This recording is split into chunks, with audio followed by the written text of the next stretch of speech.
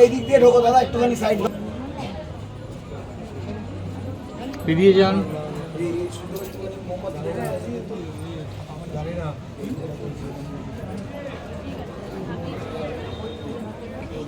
দেখুন এবার ঠিক আছে, এবার ঠিক আছে দেখুন। থেকে আর বেটার দিতে পারছি রাখিনি বলে দিও। হ্যাঁ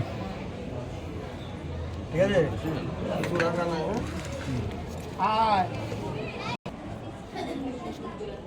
খরদাই শ্যাম সুন্দরকে খাওয়া দিয়েছিলাম। কি কি আছে খাওয়ার থালায়? সবই শ্যামের ফেভারিট।